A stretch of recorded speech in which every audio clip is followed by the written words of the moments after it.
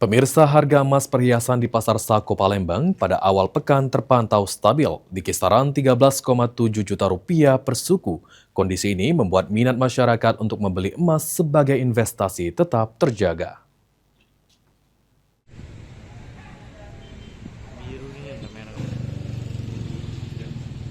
Harga emas perhiasan di Pasar Sako Palembang masih bertahan di angka 13,7 juta rupiah per suku.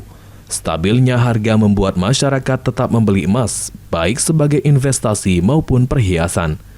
Pedagang menyebut, transaksi masih berjalan normal dengan pembeli yang tetap memilih emas sebagai instrumen investasi. Stabilnya harga juga membuat aktivitas jual beli emas perhiasan di awal pekan masih terjaga.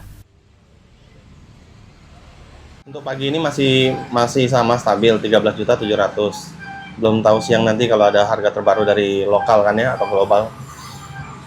Untuk pergerakan di beberapa hari sebelumnya bagaimana? Masih stabil dari Sabtu, Minggu ke Senin ini pagi. Siang nanti belum ada keluar rilis. Kalau turun, kalau kita ada duit kita beli. Mumpung harganya lagi murah. Kaget kalau misalnya dia naik lagi, kita bisa jual. Dengan harga yang masih bertahan, emas perhiasan diperkirakan tetap menjadi salah satu pilihan masyarakat untuk berinvestasi sekaligus memenuhi kebutuhan perhiasan.